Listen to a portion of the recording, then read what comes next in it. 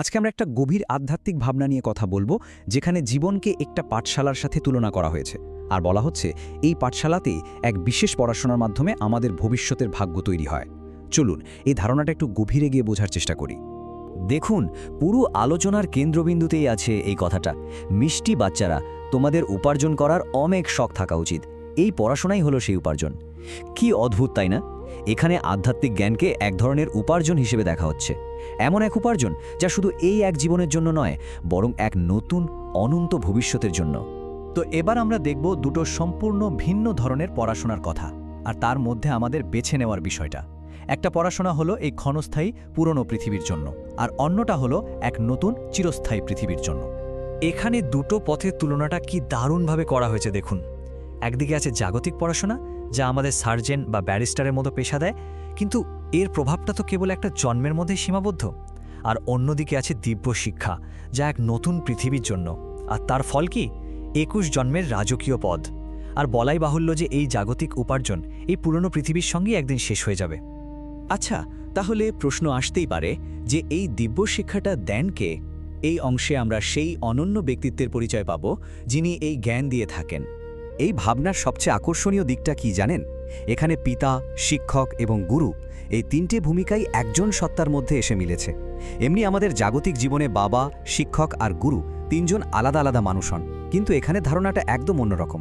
বলা হচ্ছে একজনই আছেন যিনি পিতা হিসাবে ভবিষ্যতের রাজ্যের উত্তরাধিকার দেন, শিক্ষক হিসাবে সৃষ্টির শুরু মধ্য শেষের জ্ঞান দেন, আবার তিনিই সদ্গুরু হয়ে সব আত্মাকে শান্তির জগতে ফিরিয়ে নিয়ে যান।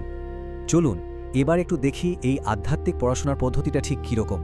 এখানে জ্ঞান আর আধ্যাত্মিক দর্শন, বা যাকে আমরা সাক্ষাৎকার বলি, তার মধ্যে কোনটা বেশি জরুরি তা নিয়ে একটা গভীর কথা বলা হয়েছে। এখানে একটা খুব জরুরি প্রশ্ন তোলা হচ্ছে, এই যে আধ্যাত্মিক সাক্ষাৎকার বা দর্শন হয়, এগুলোর কি সত্যি সত্যি কোনো লাভ আছে? আর এর উত্তরে যা বলা হচ্ছে সেটা কিন্তু বেশ ভাবার মতো। বলা হচ্ছে জ্ঞান আসলে সাক্ষাৎকারের থেকে অনেক বড়। মানে জ্ঞান ছাড়া এই দর্শনগুলো একটা বিভ্রান্তি বা মায়ার রূপ নিতে পারে। শুধু দর্শনের ওই ক্ষণিকের আনন্দে ডুবে থাকলে বরং পদের অবনতি হতে পারে।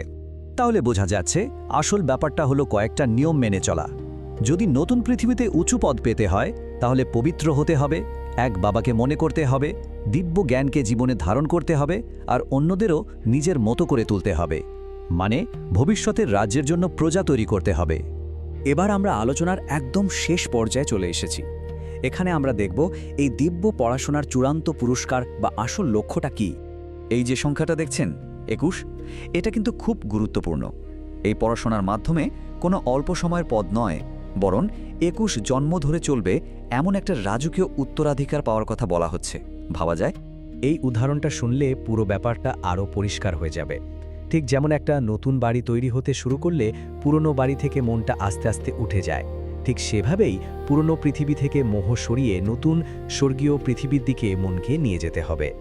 আসলে এই পুরো ভাবনার একেবারে কেন্দ্রে রয়েছে আত্মার পরিচয়। এই দর্শন অনুযায়ী আত্মা হলো আমাদের ভ্রুকুটির মাঝে থাকা একটা ছোট্ট উজ্জ্বল তারার মতো। নিজেকে এই শরীর না ভেবে আত্মা মনে করাটাই কিন্তু পরমাত্মাকে স্মরণ করার আসল ভিত্তি। আর শেষে একটা গভীর প্রশ্ন আমাদের সামনে রেখে যাওয়া হচ্ছে।